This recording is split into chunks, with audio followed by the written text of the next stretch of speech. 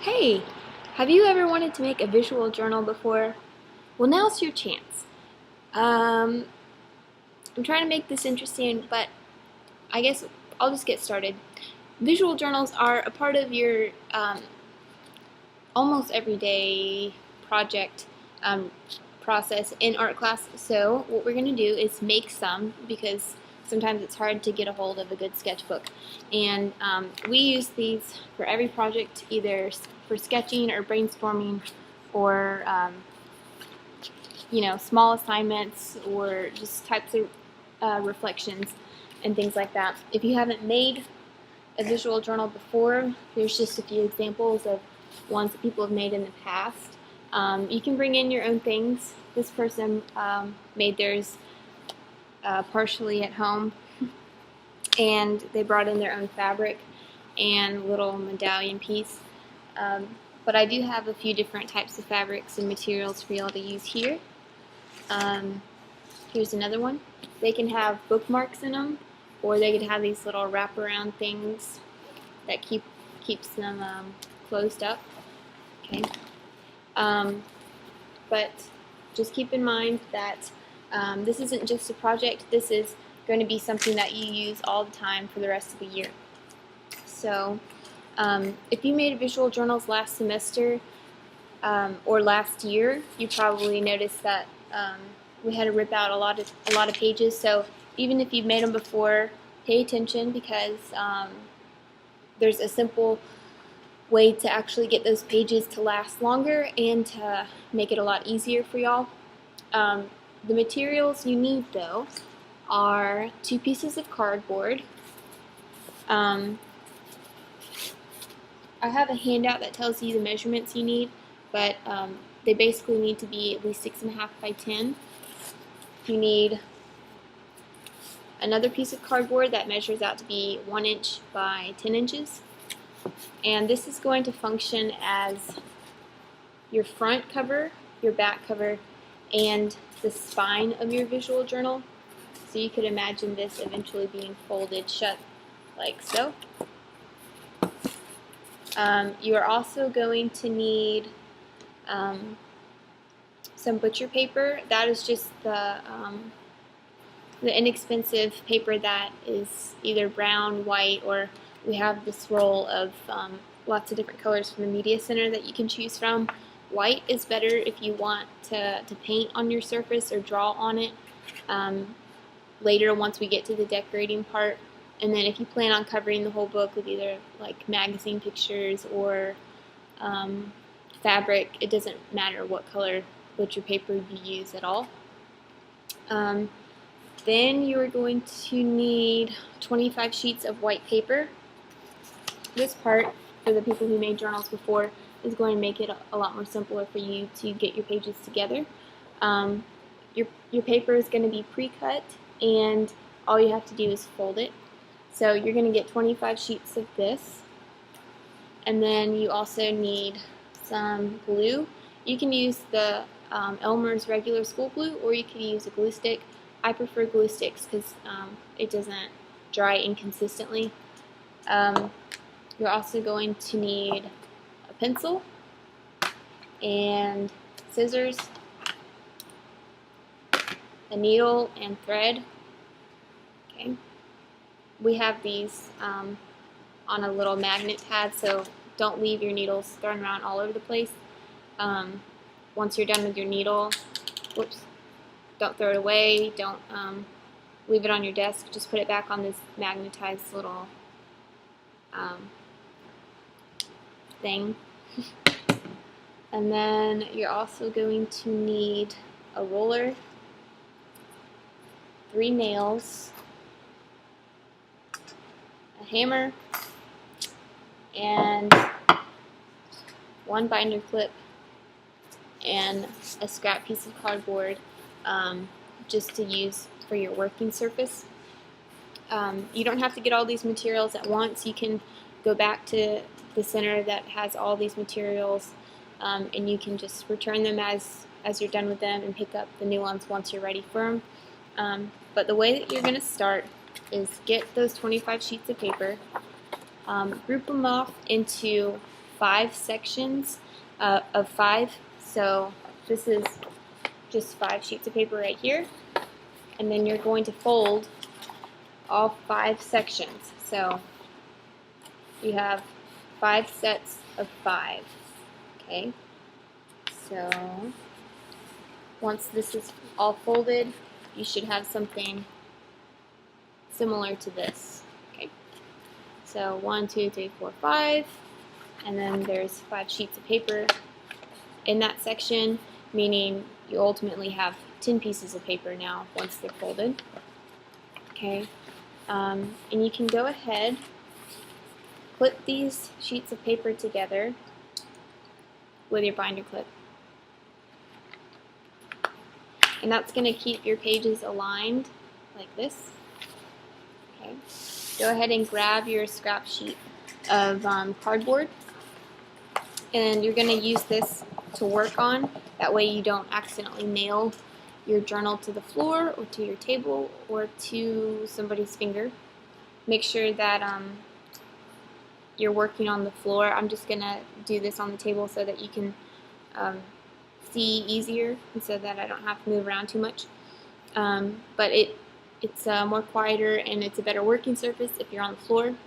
And what you're going to do is punch holes in all 25 sheets of paper. So just think of these nails in your hammer as a hole puncher. Okay, it doesn't really matter exactly where your holes are. I like to aim for about 1/2 inch away from the side, so about right here. And I'm going to want 3 holes. It helps if you have one at the top, one in the middle, and then one at the bottom. And this is going to be how you bind all these pages together. So start just by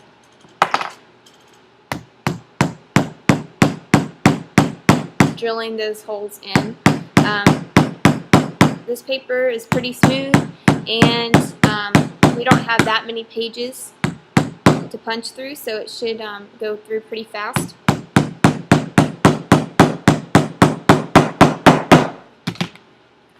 Okay, and once you see it starting to pierce through the back, you can keep hammering, or you could try to punch it through like this. I think I'm just going to keep hammering.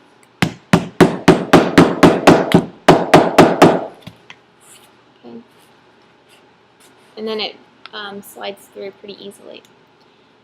You're going to repeat that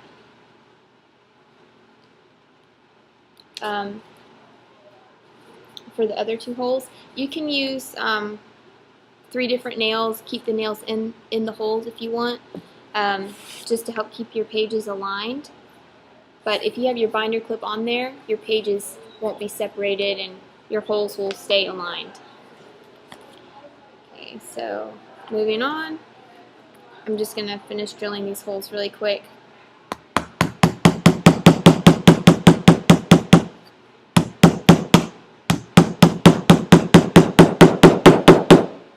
And you can kind of hear it when it starts to breach the surface of the other side. Remember, one at top, one in the middle, one in the bottom. If you need help doing this part, I don't mind helping. Or if you trust your neighbor, you can let them know too.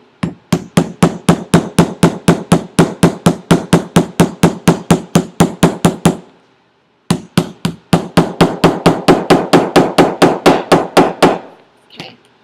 One thing to be on the lookout for is dull nails. If you get a dull nail, you're going to have a hard time piercing through all those pages. So if you notice that it's just not going through, you might want to check the end of your nail, make sure that it hasn't been, flattened out, and then it'll probably make piercing all your pages much easier. Okay.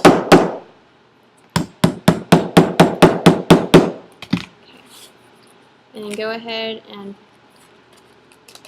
push that nail through the other holes so that all your pages are fully pierced. This one needs a little bit more.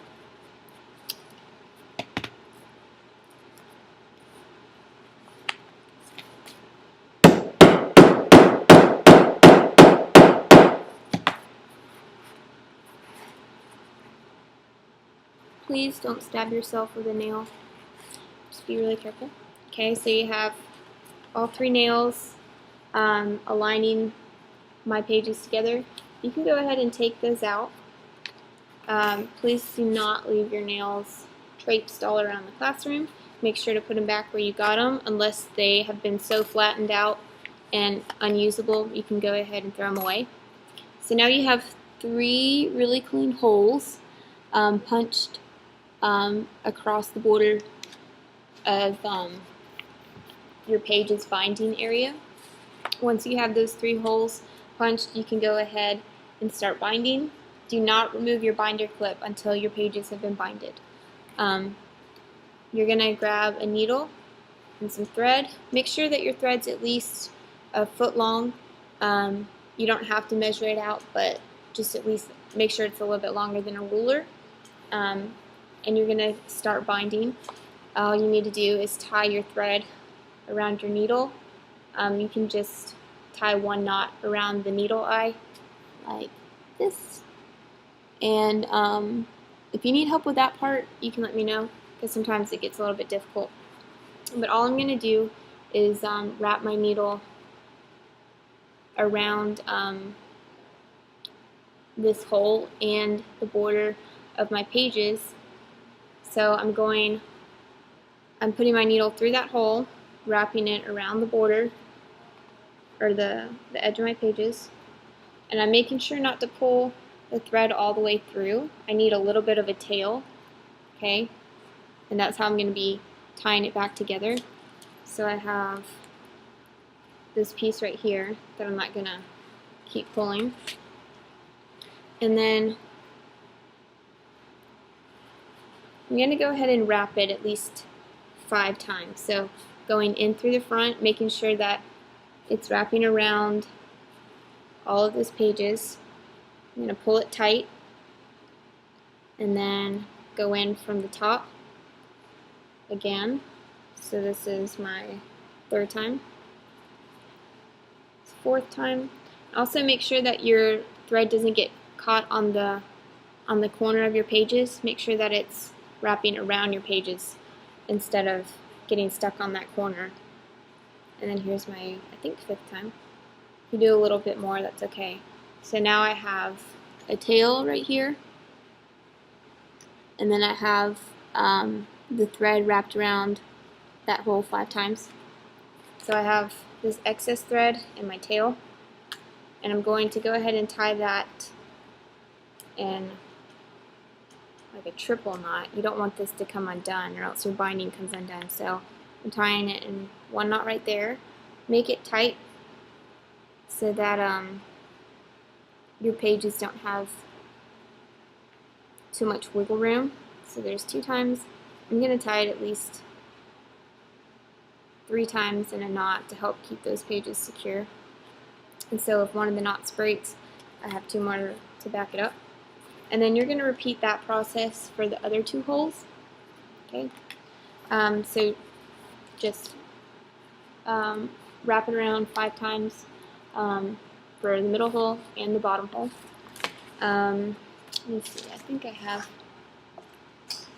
well, let's just say that I did wrap it already so that we can go ahead and move on. You can go ahead and cut your thread